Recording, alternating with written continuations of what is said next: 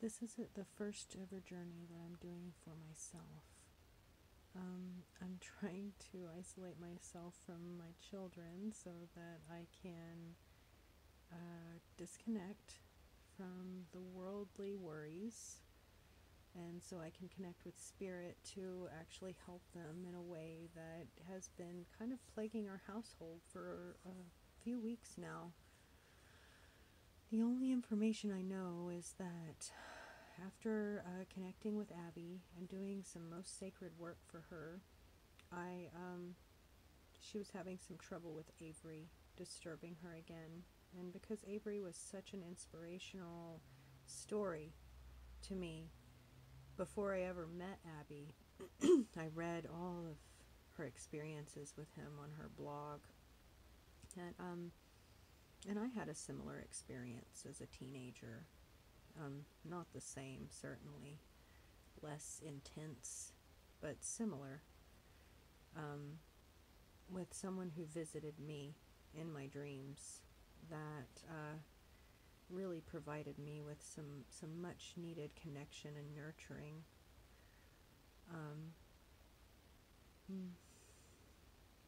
so, truth be told, when she was having trouble with him, I tried to connect with him and ask him to come and connect with me, so that I could better understand him and I could know why it is that he's doing what it is that he's doing, because I'm an objective observer, and I don't pass any judgment on the choices that anyone makes, but I do strive to understand their differing perspective from my own.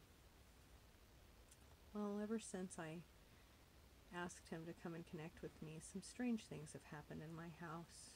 My youngest son has been experiencing nightmares every night. My husband's experiencing nightmares. My daughter also. It's been upsetting my son at night more than anyone else.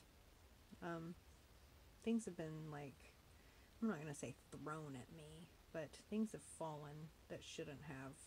Some of them right on my face.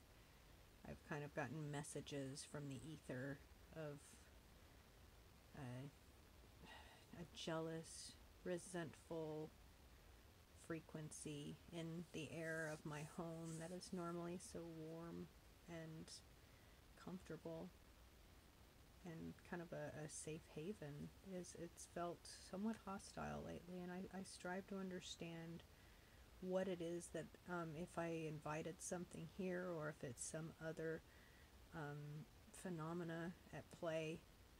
I simply strive to understand, and if I can, to heal it. So I'm going to disconnect now so that I can reconnect in a meaningful way.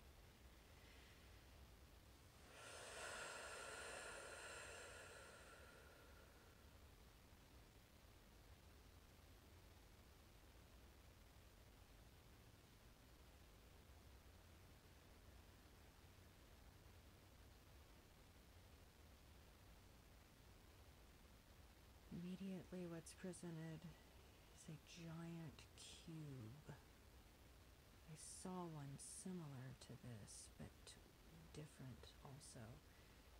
In New York City, it was a sculpture on the street, and it was a giant, huge metal cube. This one is different. This one is almost like it is as though it is drawn on paper, but it juts outward to kind of give it a 3D illusion. It is an illusion that I'm seeing. It is not a real cube, but it's doing a very good job of tricking the eye. It almost like one of those magic eye 3D images. That is, if you adjust your eyes to focus in just the right way, as if you're not really looking at the page any longer, something emerges, an image from the page to, a sight to behold. But as soon as you look straight at it again, it goes away. That is precisely what this cube is doing when I look beyond it, it it juts outward as if it's going to poke me right in the nose. There, that one point on the cube that is facing towards me, that is pointing towards me, juts outward so much that it's almost as though it's trying to poke me on the nose. It is, but then whenever I move to look at it, move to, shift my focus so as to acknowledge its presence and deal with it, it becomes just a drawing on the paper again. Curious. There is a hole at the very bottom of this cube, and as I said, it's standing on one of its points, so that one point is pointing this way, one is pointing behind, one above, and two on the sides. And on one of the faces of the cube that kind of shears downward from that point that keeps trying to poke me in the nose, there is a hole with a little staircase up to it. So I'm going to proceed. This is obviously, the direction I'm supposed to go to learn more about what I am seeing here. So that is, let's go. Let's see. Walking up the staircase.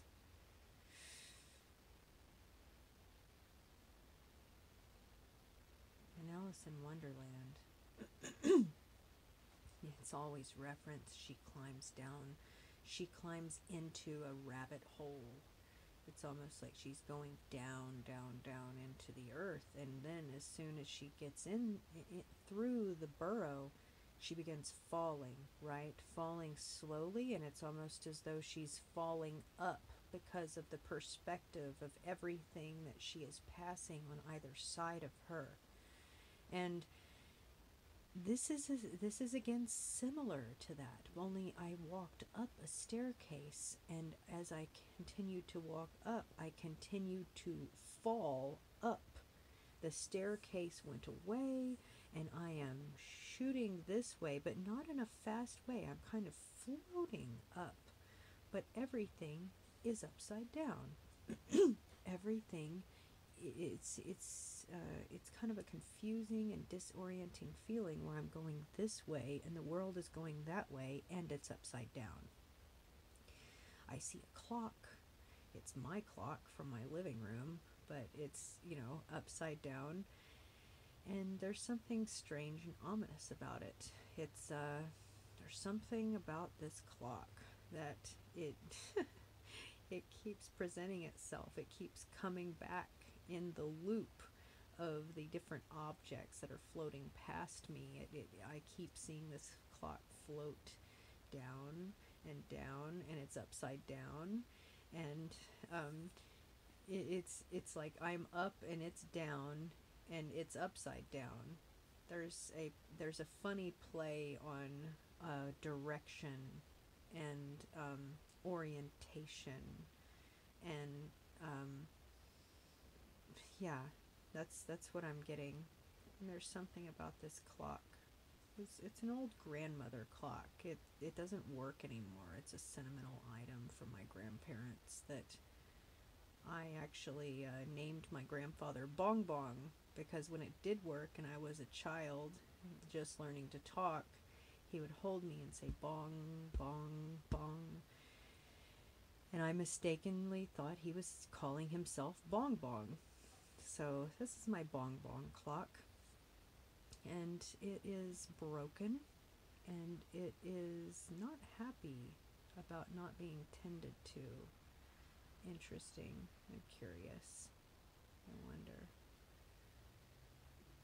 So I'm continuing to fall. But eventually, it's not even like I fall onto it. It's almost as though I roll into, from that other scene, into soft meadow grass. And I'm laying, and it's a lazy day. And there's daisies on either side of my face. Kind of like Alice. there's a scene in Alice, like there's so much about I'm getting the feel of Alice in Wonderland in this entire experience. And I haven't seen that movie in years, but I do remember her laying down and singing about the flowers and them kind of waving on either side in the wind of her face, not really touching, but certainly orienting towards her. These flowers are facing her as though they face a sun, and I am Alice in this respect, and all of her common worldly interactions, her human experience in a very strange universe that is only just opening up to her. There are many things lurking, not even just lurking, many things around the corner. It doesn't have to have a sinister tone to it. It's just simply those things that are not yet known. But that doesn't stop her from, experiencing and enjoying the things that are, that have been perceived by her entire life, that she has, grown accustomed to enjoying things that she's no stranger to.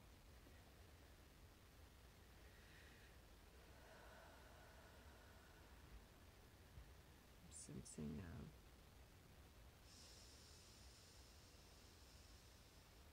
anger. There's an anger. All of a sudden, clouds have shifted. The sky has changed its color. The flowers have closed up. For self-preservation, they no longer wish to receive that which is being emitted here.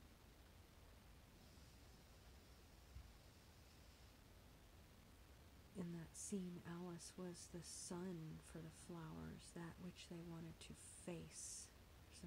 There's an interesting parallel between words here. The face of a cube, which way are we facing?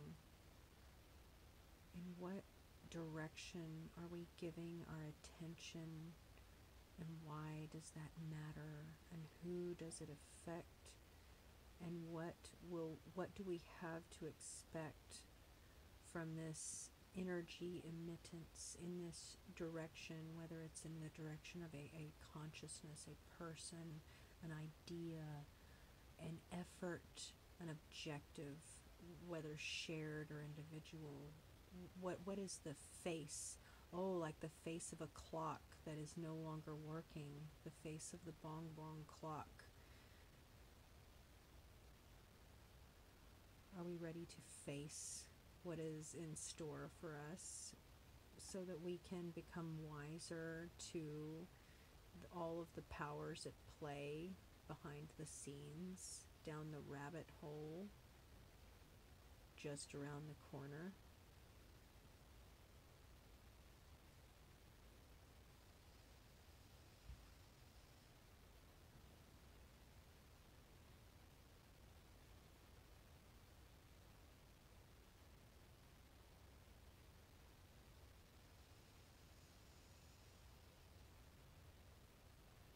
There are larger consciousness complexes at play here.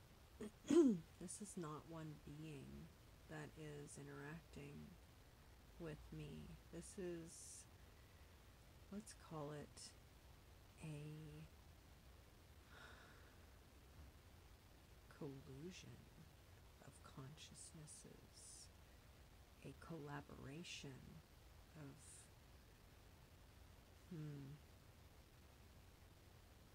many faces, all stepping into the cadence of a shared objective. Let's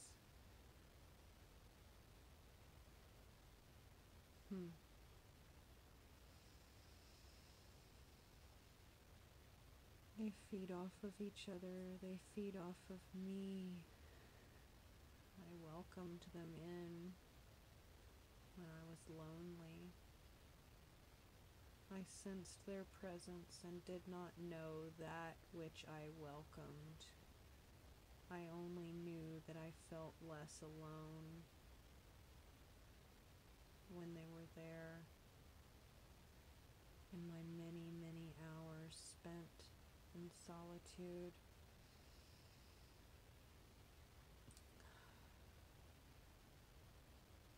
So much so that it was as though my time stood still.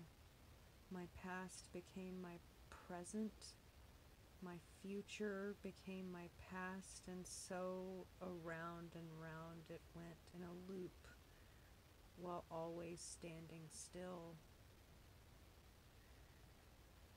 I stepped into this suspended and kind of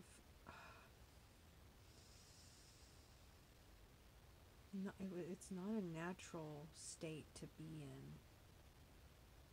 And I work around it. I work betwixt it and on the outside of it, but it is always there.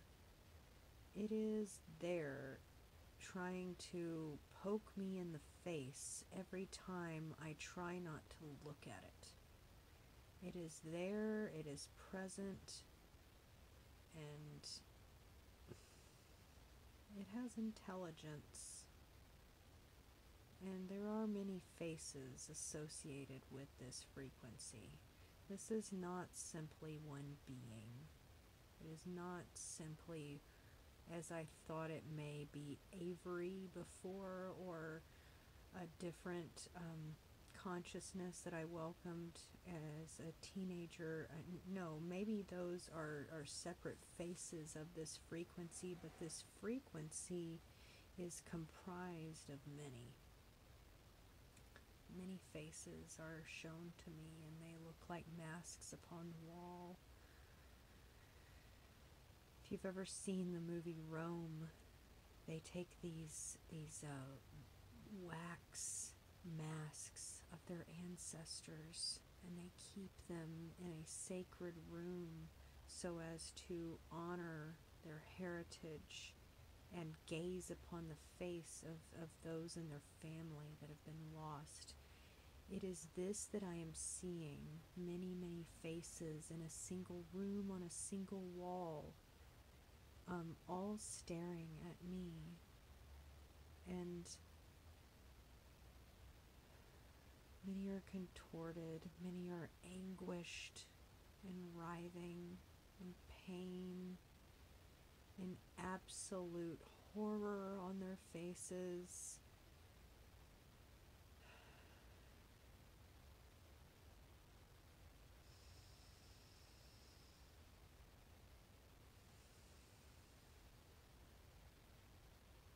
They all experienced this anguish alone, and they didn't want to be alone,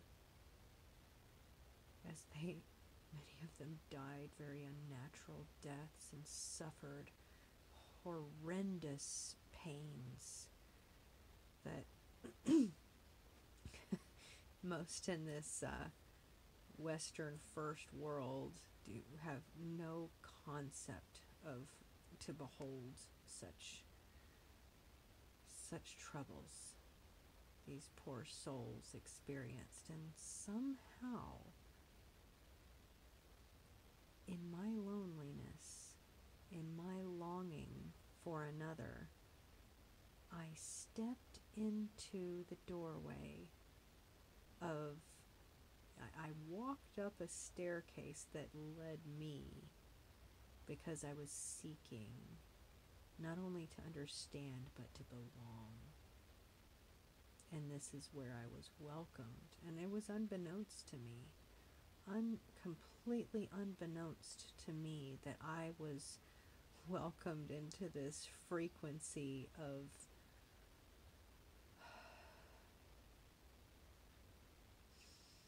what would we call it? It is the pain that we do not want to be alone with. It is the longing for someone to care, someone to see us. Please see me. Please look at me. I will do anything. I will even inflict pain on you if you will only see me. I need this so bad, I am willing to go to great lengths and depths of depravity to ensure this for myself, for my ego. It is into this frequency that I eased into unknowingly. And it is with me still. I see it as if it's an audio file. I'm looking at it, at the different spikes and the notes of melody that is playing out from this frequency of existence, of expression. And it's like, what do I do? This is a part of me. This is a part of my history, of my upbringing, of myself, and how I connected with others initially, before there was anyone. This is so ancient, even in the span of a single life.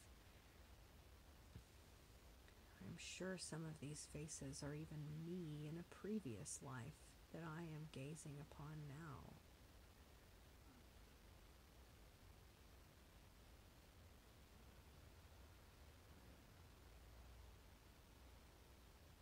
As I breathe.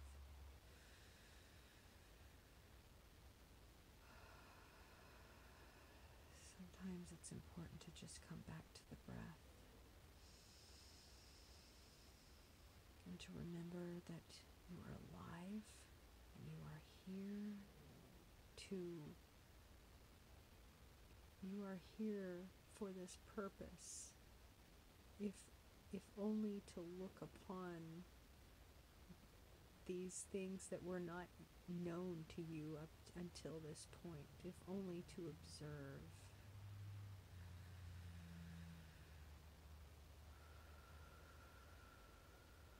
A quote comes to mind, and I cannot recall who said this. Now is the envy of all the dead.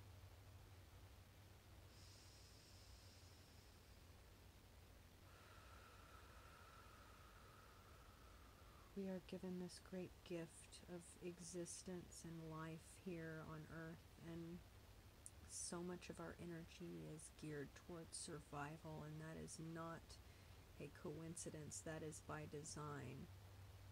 However, being the fruitful, creative, and very ingenious creatures that we are, humans find a way. We find a way of harnessing that energy that we have within us, that we have from without us, and channeling it towards something significant, something simple, something destructive, but something is shaped, changed, manipulated, influenced, impacted, woven, all by our hand, all by our intention. And this is the envy of the dead. This is being infused into me. I see now. I see such a shift that's come in my life, such a extremely influential opportunity that has graced my life of late.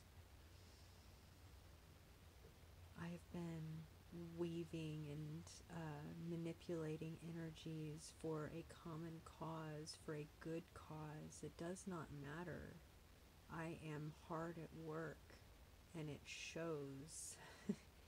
It is making its mark in this world, in the spirit world, and it is not going unnoticed. It is making waves, and previous frequencies that have up to this point had a very strong hold on me that I was not aware of up to this point are not happy with this, because I am stepping out of the cadence of that frequency and they are snapping back. They don't want to lose the energy surge that I feed them when I get angry, when I become sad, when I feel alone. I haven't felt those things for a while now, and I'm getting the feeling, I'm getting the emittance from this frequency of which I've been a part of for so long. I'm getting the feeling of hunger, that they hunger for what they are missing from me. I am starving them of that which they have fed on for quite some time. This is incredible. Wow. Okay, I see the problem now. It stopped. The clock had stopped. Time has stopped. The time, I'm not, how do I say this? It's over. That is over. How to transform this frequency so as not to abandon those. But they have already decided that abandonment is their lot. That is what they are. That is what they've chosen. It is what they choose to exist as, because they want to exist and they feel it is the only way. Perhaps I can show them another.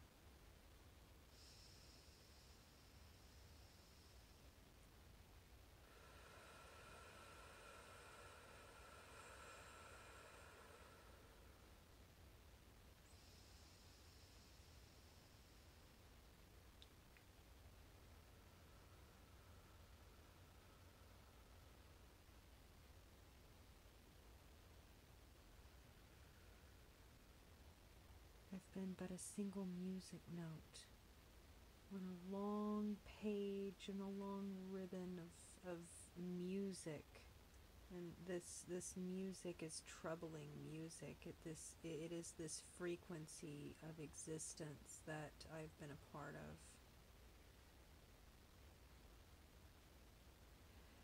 I allow the shackles to fall from my feet. They never held me. I only wanted them to at one point, because it felt as though I was being hugged when really I was being imprisoned.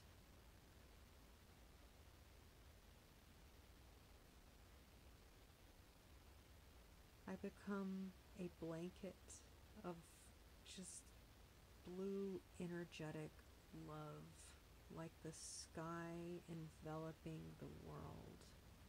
And I float, I drift with billowy waves of love expressed over this frequency, over these music notes, this long ribbon of expression of anguish and resentment and hatred and anger. And I envelop it and show it what a hug really feels like. All of the chains fall to the ground, and from where they fall, daisies sprout and face the sun above.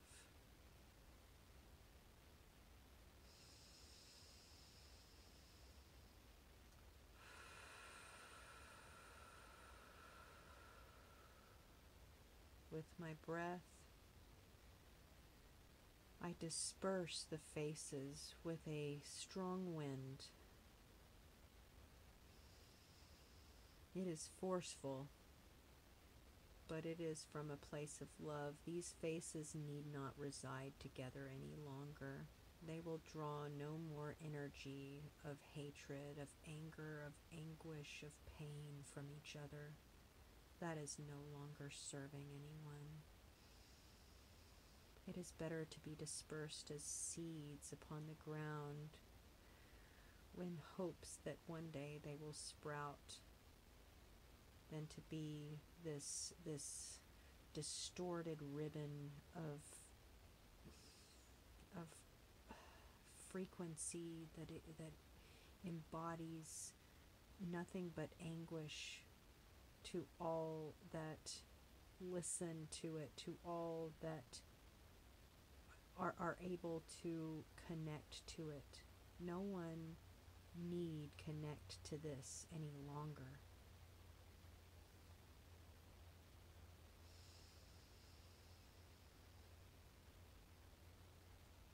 No more need for hunger.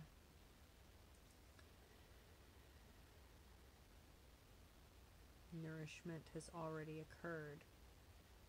There is abundance for all. The illusion was only there to serve as the illusion of hunger, ironically enough, was only there to ever